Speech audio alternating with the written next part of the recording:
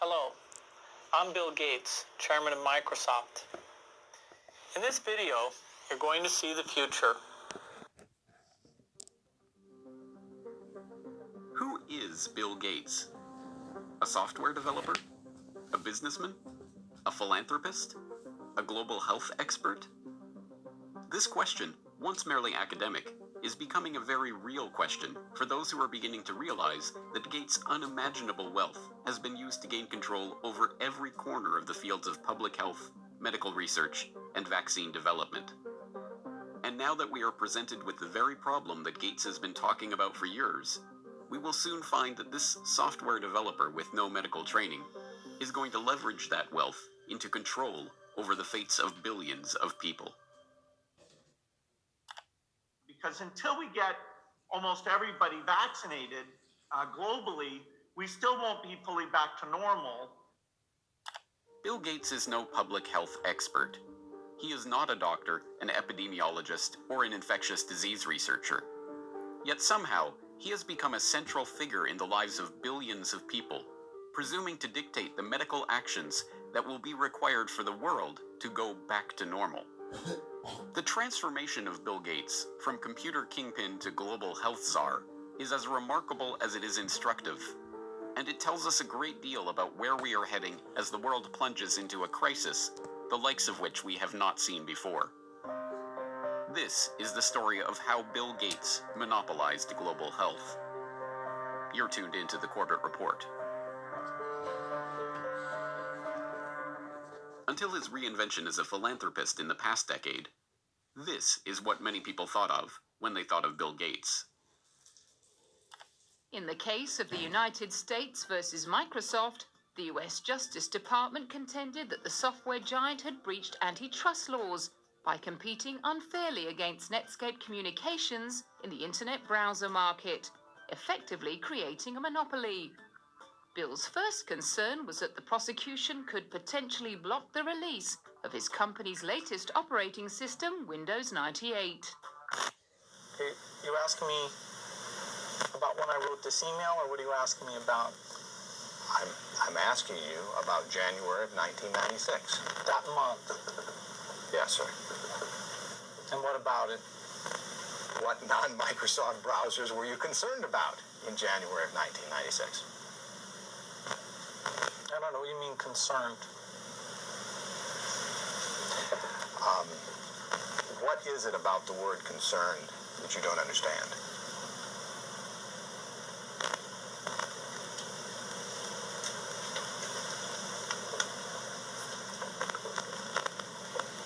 I'm not sure what you mean by it. We're going to be working together on Microsoft Office, on Internet Explorer, on Java, and I think that it's going to lead to a very healthy relationship. So it's a package announcement today. We're very, very happy about it. We're very, very excited about it. And I happen to have a special guest with me today via satellite downlink. And if we could get him up on the stage right now.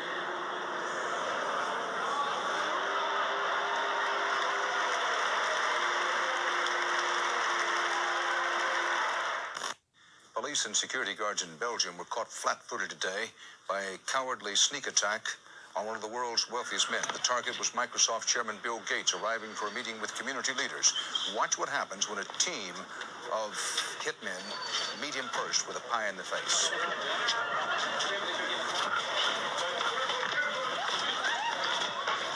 Gates was momentarily and understandably shaken, but he was not injured. The hit squad piled on with two more pies before one of them was wrestled to the ground and arrested. The others, for at least the moment, got away. Gates went inside, wiped his face clean, and made no comment. He then went ahead with his scheduled meeting. No word on the motive for this attack. But once reviled for the massive wealth and the monopolistic power that his virus-laden software afforded him, Gates is now hailed as a visionary who is leveraging that wealth and power for the greater good of humanity.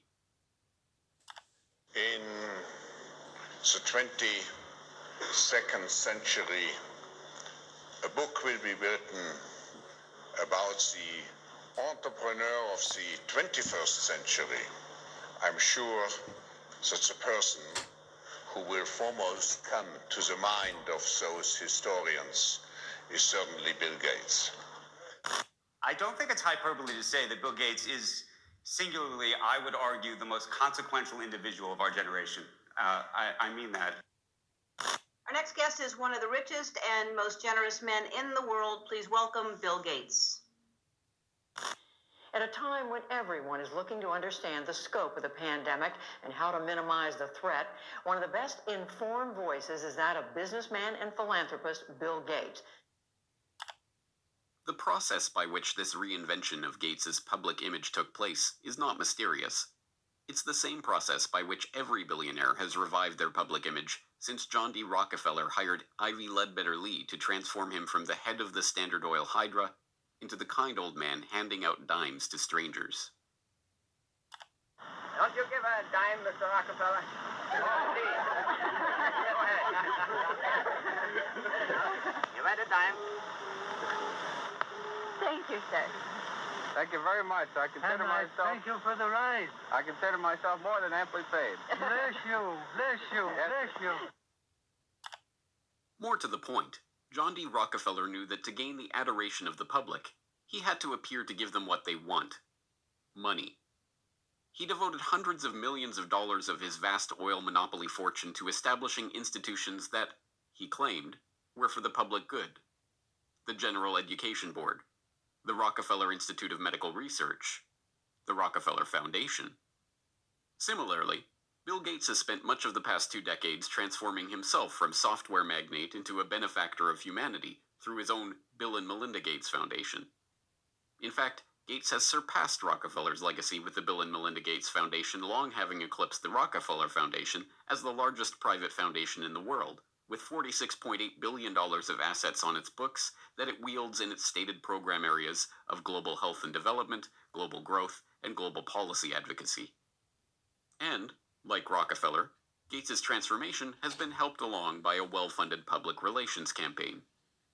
Gone are the theatrical tricks of the PR pioneers. The ubiquitous ice cream cones of Gates' mentor Warren Buffett are the last remaining holdout of the old Rockefeller handing out dimes gimmick. No, Gates has guided his public image into that of a modern-day saint through an even simpler tactic: buying good publicity. The Bill and Melinda Gates Foundation spends tens of millions of dollars per year on media partnerships, sponsoring coverage of its program areas across the board. Gates funds The Guardian's global development website. Gates funds NPR's global health coverage. Gates funds the Our World in Data website that is tracking the latest statistics and research on the coronavirus pandemic. Gates funds BBC coverage of global health and development issues, both through its BBC Media Action Organization and the BBC itself. Gates funds World Health coverage on ABC News. When the NewsHour with Jim Lehrer was given a $3.5 million Gates Foundation grant to set up a special unit to report on global health issues, NewsHour communications chief Rob Flynn was asked about the potential conflict of interest that such a unit would have in reporting on issues that the Gates Foundation is itself involved in. In some regards, I guess you might say that there are not a heck of a lot of things you could touch in global health these days that would not have some kind of Gates tentacle, Flynn responded.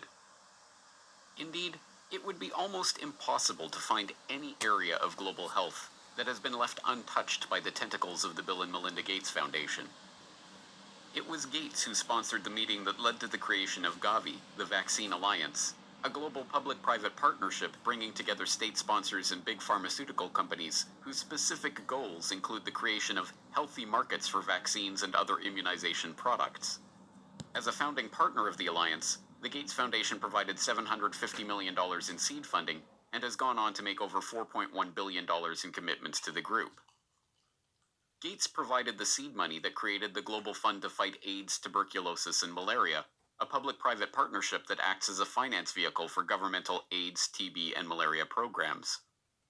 When a public-private partnership of governments, world health bodies, and 13 leading pharmaceutical companies came together in 2012 to accelerate progress toward eliminating or controlling 10 neglected tropical diseases, there was the Gates Foundation, with $363 million of support. When the Global Financing Facility for Women, Children, and Adolescents was launched in 2015 to leverage billions of dollars in public and private financing for global health and development programs, There was the Bill and Melinda Gates Foundation as a founding partner with a $275 million contribution. When the Coalition for Epidemic Preparedness Innovations was launched at the World Economic Forum in Davos in 2017 to develop vaccines against emerging infectious diseases, there was the Gates Foundation with an initial injection of $100 million. The examples go on and on. The Bill and Melinda Gates Foundation's fingerprints can be seen on every major global health initiative of the past 2 decades. And beyond the flashy multi-billion-dollar global partnerships, the foundation is behind hundreds of smaller country and region-specific grants, $10 million to combat a locust infestation in East Africa, or $300 million to support agricultural research in Africa and Asia, that add up to billions of dollars in commitments. It comes as no surprise, then, that far beyond the $250 million that the Gates Foundation has pledged to the fight against coronavirus, every aspect of the current coronavirus pandemic involves organizations, groups, and individuals with direct ties to Gates funding. From the start, the World Health Organization has directed the global response to the current pandemic. From its initial monitoring of the outbreak in Wuhan and its declaration in January that there was no evidence of human-to-human transmission, to its live media briefings and its technical guidance on country-level planning and other matters, the WHO has been the body setting the guidelines and recommendations shaping the global response to this outbreak. But even the World Health Organization itself is largely reliant on funds from the Bill and Melinda Gates Foundation. The WHO's most recent donor report shows that the Bill and Melinda Gates Foundation is the organization's second largest donor behind the United States government. The Gates Foundation single-handedly contributes more to the World Health Body than Australia, Canada, France, Germany, Russia, and the UK combined. What's more, current World Health Organization Director General Tedros Adhanom Ghebreyesus is in fact, like Bill Gates himself, not a medical doctor at all, but the controversial ex-Minister of Health of Ethiopia, who was accused of covering up 3 cholera outbreaks in the country during his tenure. Before joining the WHO, he served as chair of the Gates-founded Global Fund to fight AIDS, tuberculosis, and malaria, and sat on the board of the Gates-founded Gavi, the Vaccine Alliance, and the Gates-funded Stop TB Partnership. The current round of lockdowns and restrictive stay-home orders in Western countries were enacted on the back of alarming models predicting millions of deaths in the United States and hundreds of thousands in the UK. Imperial College in London released a COVID-19 report, and that's where most of our U.S. leaders are getting the information they're basing their decision-making on. The report runs us through a few different ways this could turn out depending on what our responses are. If we don't do anything to control this virus, over 80% of people in the U.S. would be infected over the course of the epidemic, with 2.2 million deaths from COVID-19. That 2.2 million deaths also doesn't account for the potential negative effects of health systems being overwhelmed. From this evening, I must give the British people a very simple instruction. You must stay at home. Enough is enough. Go home and stay home. A statewide order for people to stay at home. The work of 2 research groups was crucial in shaping the decisions of the UK and US governments to implement wide-ranging lockdowns, and, in turn, governments around the world.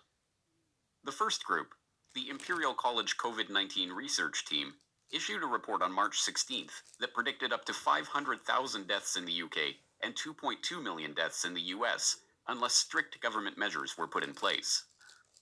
The second group, the Institute for Health Metrics and Evaluation in Bill Gates' home state of Washington, helped provide data that corroborated the White House's initial estimates of the virus effects, estimates that have been repeatedly downgraded as the situation has progressed. Unsurprisingly, the Gates Foundation has injected substantial sums of money into both groups. This year alone, the Gates Foundation has already given $79 million to Imperial College, and in 2017, the foundation announced a $279 million investment into the IHME to expand its work collecting health data and creating models. Anthony Fauci, meanwhile, has become the face of the US government's coronavirus response, echoing Bill Gates' assertion that the country will not get back to normal until a good vaccine can be found to ensure the public's safety. If you want to get to pre-corona virus, that might not ever happen in the sense of the fact that the threat is there, but I believe with the therapies that will be coming online and with the fact that I feel confident that over a period of time we will get a good vaccine, that we will never have to get back to where we are right back now. Beyond just their frequent collaborations and cooperation in the past, Fauci has direct ties to Gates' projects and funding.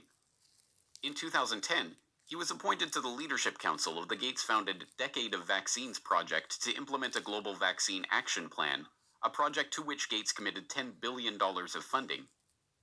And in October of last year, just as the current pandemic was beginning, the Gates Foundation announced a $100 million contribution to the National Institute of Health to help, among other programs, Fauci's National Institute of Allergy and Infectious Diseases research into HIV. Also in October of last year, the Bill and Melinda Gates Foundation partnered with the World Economic Forum and the Johns Hopkins Center for Health Security to stage Event 201, a tabletop exercise gauging the economic and societal impact of a globally spreading coronavirus pandemic. It began in healthy-looking pigs, months, perhaps years ago. A new coronavirus. The mission of the Pandemic Emergency Board is to provide recommendations to deal with the major global challenges arising in response to an unfolding pandemic. The board is comprised of highly experienced leaders from business, public health, and civil society. We're at the start of what's looking like it will be a severe pandemic. And there are problems emerging that can only be solved by global business and governments working together. Governments need to be willing to do things that are out of their historical perspective, or for the most part, it's really a war footing that we need to be on. Given the incredible reach that the tentacles of the Bill and Melinda Gates Foundation have into every corner of the global health markets, it should not be surprising that the foundation has been intimately involved with every stage of the current pandemic crisis either. In effect, Gates has merely used the wealth from his domination of the software market to leverage himself into a similar position in the world of global health. The whole process has been cloaked in the mantle of selfless philanthropy, but the foundation is not structured as a charitable endeavor. Instead, it maintains a dual structure. The Bill and Melinda Gates Foundation distributes money to grantees, but a separate entity, the Bill and Melinda Gates Foundation Trust, manages the endowment assets. These two entities often have overlapping interests, and, as has been noted many times in the past, grants given by the foundation often directly benefit the value of the trust's assets. One of my favorite parts about my job at the Gates Foundation is that I get to travel to the developing world, and I do that quite regularly. My first trip in India, I was in a person's home where they had dirt floors, no running water, no electricity, and that's really what I see all over the world. So in short, I'm startled by all the things that they don't have. But I am surprised by one thing that they do have: Coca-Cola. Coke is everywhere. In fact, when I travel in the developing world, Coke feels ubiquitous. And so when I come back from these trips and I'm thinking about development and I'm flying home and I'm thinking, well, we're trying to deliver condoms to people or vaccinations, you know, Coke's success kind of stops and makes you wonder, how is it that they can get Coke to these far-flung places? And if they can do that, why can't governments and NGOs do the same thing? And the charity of Microsoft founder Bill Gates and his wife Melinda is under criticism following the disclosure. It substantially increased its holdings in the agribusiness giant Monsanto to over $23 million. Critics say the investment in Monsanto contradicts the Bill and Melinda Gates Foundation's stated commitment to helping farmers and sustainable development in Africa. The study from the pressure group Global Justice Now paints a picture of the Gates Foundation partly as an expression of corporate America's desire to profit from Africa, and partly a damning critique of its effects. You could have a case where the initial research is done by a Gates-funded institution. The media reporting on how well that research is conducted is done. The media outlet is a Gates-funded outlet, and maybe a Gates-funded journalist from a media program, and then the program is implemented more widely by a Gates-funded NGO. I mean, there are some very insular circles here. Among the many criticisms, the idea that private finance can solve the problems of the developing world. Should poor farmers be trapped into debt by having to use chemicals or fertilizers underwritten by offshoots of the foundation? This is no mere theoretical conflict of interest. Gates is held up as a hero for donating $35.8 billion worth of his Microsoft stock to the foundation. But during the course of his decade of vaccines, Gates' net worth has actually doubled, from $54 billion to $103.1 billion. The Rockefeller story provides an instructive template for this vision of tycoon turned philanthropist. When Rockefeller faced a public backlash, he helped spearhead the creation of a system of private foundations that connected in with his business interests. Leveraging his unprecedented oil monopoly fortune into unprecedented control over wide swaths of public life, Rockefeller was able to kill two birds with one stone, molding society in his family's own interests, even as he became a beloved figure in the public imagination. Similarly, Bill Gates has leveraged his software empire into a global health, development, and education empire, steering the course of investment and research and ensuring healthy markets for vaccines and other immunization products. And, like Rockefeller, Gates has been transformed from the feared and reviled head of a formidable hydra into a kindly old man, generously giving his wealth back to the public. But not everyone has been taken in by this PR trick. Even The Lancet observed this worrying transformation from software monopolist to health monopolist back in 2009, when the extent of this Gates-led monopoly was becoming apparent to all. The first guiding principle of the Bill and Melinda Gates Foundation is that it is driven by the interests and passions of the Gates family. An annual letter from Bill Gates summarizes those passions, referring to newspaper articles, books, and chance events that have shaped the foundation's strategy. For such a large and influential investor in global health, is such a whimsical governance principle good enough? This brings us back to the question, who is Bill Gates? What are his driving interests? What motivates his decisions? These are not academic questions. Gates's decisions have controlled the flows of billions of dollars, formed international partnerships pursuing wide-ranging agendas, ensured the creation of healthy markets for big pharma vaccine manufacturers. And now, as we are seeing, his decisions are shaping the entire global response to the coronavirus pandemic.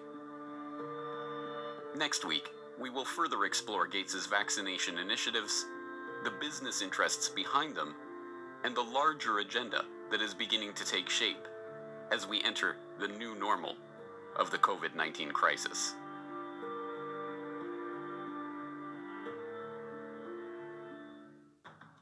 Next week on the Corbett Report.